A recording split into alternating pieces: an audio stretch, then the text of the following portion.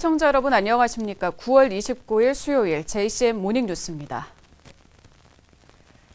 울산의 코로나19 누적 확진자가 5천 명을 훌쩍 넘었는데 10대 이하 확진자가 가장 많습니다.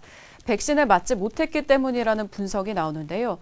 다음 달부터 만 12세부터 17세 소아 청소년에 대한 백신 접종이 이뤄지면 상황이 나아질 것이란 기대도 있지만 접종률이 높지 않을 거란 전망도 나옵니다. 구현희 기자입니다.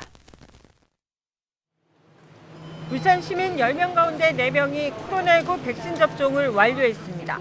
전체 인구 대비 1차 접종률이 72.7%, 접종 완료율은 44.7%를 보이고 있습니다. 전국 평균을 다소 밑도는 수치인데 울산시는 다음 달 말까지 60세 이상 고령층은 90%까지, 18세 이상은 80%까지 접종을 완료한다는 목표입니다. 다음 달부터는 만 12세부터 17세 이하 소아 청소년에 대한 백신 접종도 시작됩니다. 울산의 코로나19 누적 확진자를 연령별로 살펴보면 10대 이하가 가장 많습니다. 울산 전체 확진자의 17.1%에 해당합니다.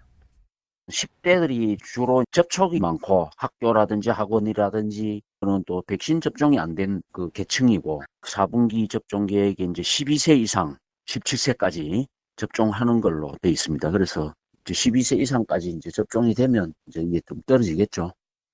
울산의 만 12세부터 17세까지 소아 청소년은 6만 6,052명. 하지만 백신 이상 반응에 대한 우려가 여전하고 부모 동의가 필요한 만큼 접종률이 높지 않을 거란 전망도 나옵니다. 한편 울산에서는 부산 장례식장에 참석한 일가족이 잇따라 확진된 데 이어 이제 확진자 중 1명이 다녀간 울산의 한 PC방에서도 연쇄 감염이 이어지고 있습니다. JCN 뉴스 구현입니다. 이선호 울주군수가 어제 청와대 앞에서 국민지원금 전 국민 지급을 촉구하는 1인 시위를 벌였습니다. 이 군수는 국민들이 체감하기에는 국민지원금 선별 기준이 공정하지 않고 30만 건이 넘는 이의 신청 폭증으로 행정 업무는 마비될 지경이라며 행정력 낭비까지 초래되고 있다고 지적했습니다. 또 재정 여건에 따라 100% 지급하는 지방정부가 늘어나면서 지역별 차별성과 상대적 박탈감으로 인한 부작용도 잇따르고 있다며 국민지원금을 전 국민에게 지급해달라는 건의문을 정부에 전달했습니다. 부산, 울산, 경남, 제주 등 4개 지역 새희망 포럼은 어제 각 지역에서 일제히 기자회견을 열고 더불어민주당 이재명 대선 경선 후보 지지를 선언했습니다. 이 단체는 위기의 시대에 명확한 비전과 정책을 제시하고 용기와 결단력, 실천력을 갖춘 지도자가 필요하다며 이재명 후보가 적임자라고 주장했습니다. 다음 달 18일에 실시되는 울산시 체육회장 재선거를 앞두고 울산시 선거관리위원회회 입후보 안내 설명회가 어제 열렸습니다. 어제 설명회에는 김석기, 이진용, 임채일 등 3명의 입후보 예정자가 참석했으며 후보자 등록 시 필요한 절차와 관련 서류를 비롯해서 기부행위 금지와 임직원 선거운동 금지 등 제한 규정을 전달했습니다. 한편 시체육회장 선거 입후보 등록 기간은 다음 달 7일과 8일 이틀간이며 선거운동은 10월 9일부터 17일 자정까지 후보자만 할 수 있습니다. 울산시장 선거 출마를 선언한 국민의힘 김두겸 전 남구청장은 어제 울산시의회 앞에서 공약 발표 기자회견을 열고 중위소득 40% 이하 가구에게 안심소득을 지급하겠다고 선언했습니다. 김 전 청장은 최소한의 사회 안전망이 되는 울산형 안심소득을 도입하겠다며 중위소득 40% 이하 가구에 대해 1인 가구는 매월 27만 4천 원, 3인 가구 59만 7천 원, 4인 가구 73만 1천 원을 지급하겠다고 밝혔습니다. 김 전 청장은 이어 식자재 가격 폭락으로 피해를 입고 있는 지역의 농어민들을 위해 매월 5만 원을 지급하는 농어민 수당도 도입하겠다고 말했습니다. 울주군 삼동면 주민들이 아스콘 공장 신축 이전을 반대하는 집회를 벌였습니다. 주민들은 어제 울주군청 앞에서 집회를 열고 길촌산단 입주가 불가능해진 업체가 현재 가동 중인 아스콘 공장 바로 인근에 공장을 신축 이전하려 한다며 거세게 반발했습니다. 주민들은 오랜 기간 유해 물질인 아스콘으로 고통받고 있는데도 행정이 외면하고 있다며 울주군에 공장 신축 허가를 취소하라고 촉구했습니다. 최첨단 기술이 적용된 차세대 잠수함 신체호함이 어제 현대중공업에서 진수식을 열고 그 위용을 드러냈습니다. 국내 기술로 만들어진 신체호함에는 잠수함 발사 탄도미사일 SLBM 기술이 탑재돼서 국방력 강화에 도움이 될 전망입니다. 김동현 기자입니다. 국내 독자 기술로 개발된 3,000톤급 잠수함 신체호함이 모습을 드러냈습니다. 2018년 진수된 안창호함과 지난해 안무함을 잇는 우리나라 세 번째 3,000톤급 잠수함입니다. 일제강점기 독립운동에 앞장섰던 단재 신채호 선생의 이름을 땄습니다. 신채호함은 길이 83.5m, 폭 9.6m로 최대 50명의 승조원이 탑승할 수 있습니다. 우리 해군의 이전 세대 잠수함보다 2배 크고 잠항기간도 3주 이상으로 늘어났습니다. 특히 최근 시험 발사에 성공한 잠수함 발사 탄도미사일 SLBM이 장착돼 한층 강화된 작전 능력을 보일 것으로 기대됩니다. 전략적 비수로서 국가 안보를 철통같이 수호하고 한반도의 평화 정착을 위해 잠수함 전력이 큰 역할을 해주리라 기대하고 있습니다. 그간 1,800톤급 잠수함을 만들어왔던 현대중공업은 이번에 처음으로 3,000톤급 잠수함을 건조했습니다. 앞서 3,000톤급 잠수함 2척 건조는 대우조선해양이 맡아왔습니다. 이러한 능력은 연료전지, 압력격벽, 수직발사관 등의 최첨단 기술이 뒷받침되었기에 여러 관계기관이 협조하여 함께 이루어낸 쾌거이기도 합니다. 신체호함에 적용된 장비 국산화 비율은 76%로 이전 세대보다 2배 이상 높습니다. 현대중공업은 이번에 적용한 자체 기술을 토대로 특수선 건조에 적극 참여한다는 방침입니다. 신체호함은 앞으로 시운전 등을 거쳐 오는 2024년 해군에 인도될 예정입니다. JCN 뉴스 김동영입니다. 국도 14호선의 울산 다운과 경주 시계 구간의 확장 사업과 국지도 69호선 상북 덕현에서 운문터널 구간의 개량 사업이 국토교통부의 제5차 국도와 국지도 5개년 계획에 반영됐습니다. 다운 경주 구간 확장 사업은 890억 원이 투입돼 6.43km 구간의 2차로를 4차로로 확장하는 사업이며 상북 덕현에서 운문터널 구간 개량 사업은 130억 원이 투입돼 덕현리에서 운문터널 2.28km 구간의 선형을 완화하는 사업입니다. 울산시는 사업이 완료되면 다운 2공공주택지구로 인한 교통 혼잡이 해소되고 위험 구간 해소에도 크게 도움이 될 것으로 기대하고 있습니다. 울산시의회 혁신도시 시즌2 특별위원회가 공공기관 추가 이전을 위한 활동에 나섭니다. 혁신도시 특위는 다음 달 21일 공공기관 이전 정책 토론회를 개최하고 10월 임시회에서 공공기관의 조속한 추가 이전 결의안을 채택한 뒤 중앙정부와 정치권에 결의안을 전달하기로 했습니다. 또 11월 중으로 타 지자체를 방문해 혁신도시 시즌2 추진 상황을 공유하고 협력 관계를 모색하기로 했으며 12월에는 이전 공공기관 정주 환경 개선을 위한 간담회를 개최하고 언론을 통한 홍보 활동에도 적극 나설 계획입니다. 울산 소비자들의 경제 상황에 대한 종합적인 인식이 긍정적인 수준을 유지했습니다. 한국은행 울산본부가 발표한 9월 소비자 동향 조사 결과에 따르면 소비자 심리지수는 102.5로 전달보다 0.2포인트 하락했습니다. 코로나19 재확산으로 소비자 심리지수는 3개월 연속 소폭 하락했지만 올해 5월부터 5개월 연속 기준치 100을 웃돌며 경제 상황에 대한 긍정적인 수준을 유지했습니다. 지난달 울산 지역 수출이 전달에 이어 호조세를 이어가고 있습니다.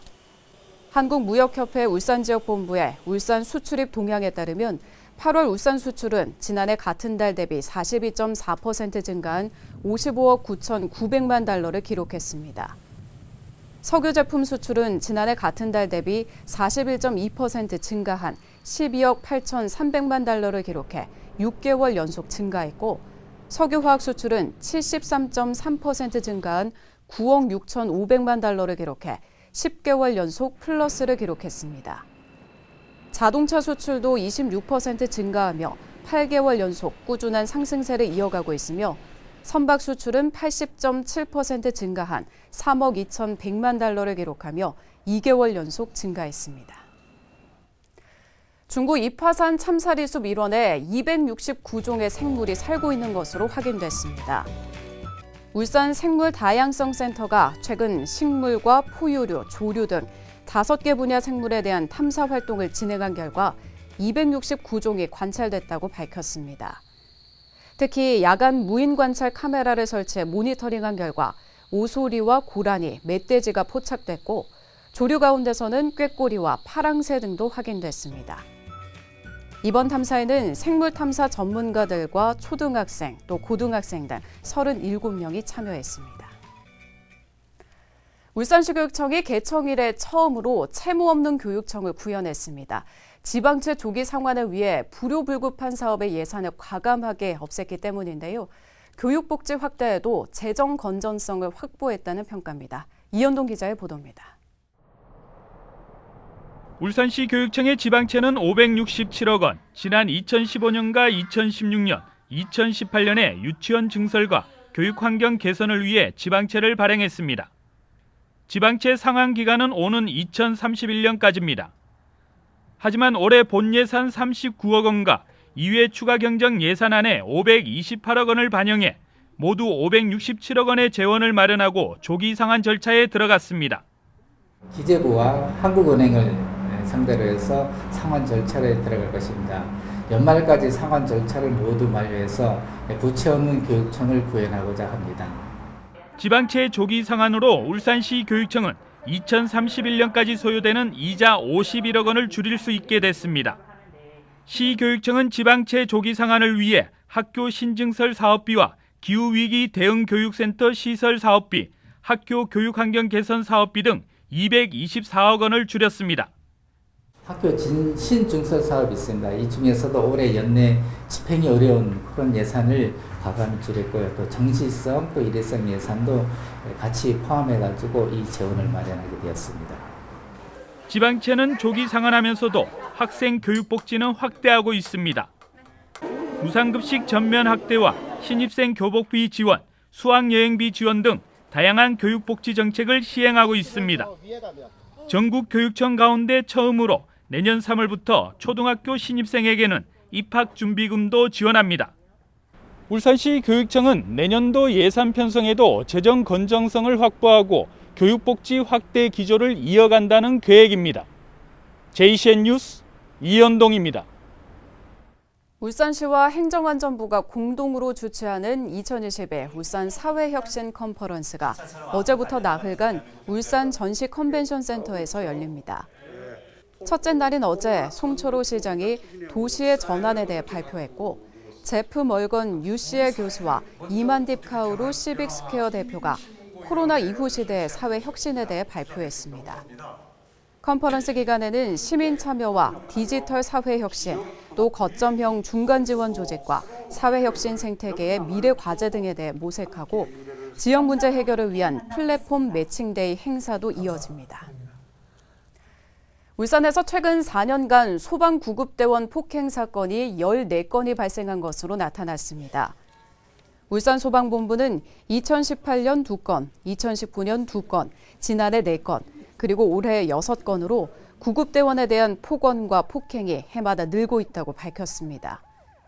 울산소방본부는 지난 7월부터 소방특별사법경찰 등으로 구성된 폭행사고 대응 전담반을 운영하는 등 강력 대응에 나서고 있습니다. 소방기본법에 따라 출동한 소방대원을 폭행하거나 화재 진압과 인명구조 활동을 방해할 경우 5년 이하의 징역 또는 5천만 원 이하의 벌금에 처해집니다. 2021 울산 에이팜이 다음 달 1일부터 3일까지 3일간 울산문화예술회관 대공연장에서 개최됩니다. 올해 10번째 개최되는 울산 에이팜에는 이날치와 잠비나이 등 전문가 추천의 초이스 공연과 포럼 회원국과 추진협의회가 추천한 울산과 해외 아티스트들의 로컬리티 공연, 그리고 전국 공모를 통해 선정된 유망 아티스트들의 쇼케이스 공연 등 국내외 20개 팀이 참여해 다양한 공연을 선사할 예정입니다. 울산문화재단은 지난해 코로나19 확산 여파로 행사가 취소됐지만 올해는 좌석 간 거리두기와 관람 인원 제한 등 사회적 거리두기 방침을 준수해 진행할 계획이며 모든 프로그램은 유튜브로 생중계하기로 했습니다. 중구형 혁신교육의 가치와 성과를 공유하고 공감대를 형성하기 위한 제1회 중구 혁신교육 주간이 다음 달 2일부터 4일까지 중구 곳곳에서 열립니다.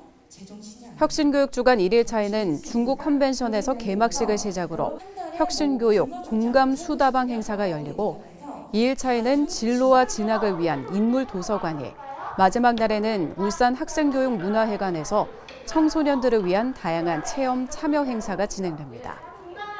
중구청은 이번 혁신교육 주간 행사는 혁신교육의 주체들이 연결되는 소통의 창구이자 성장할 수 있는 기회가 될 것이라고 말했습니다. 울산시가 지역에서 거주 중인 외국인들의 부동산 거래 편의를 위해 글로벌 부동산 중개 사무소를 확대 운영합니다. 울산시는 소양심사와 외국어 능력 면접 심사를 거쳐 영어 한 곳과 일본어 한 곳 등 2곳의 부동산 중개 사무소를 글로벌 부동산 중개 사무소로 추가 지정했습니다. 이에 따라 울산 내 글로벌 부동산 중개 사무소는 모두 30곳이며 영어 20곳, 일본어 7곳, 중국어 3곳입니다. JCN 모닝뉴스를 마칩니다. 함께해 주신 여러분 고맙습니다.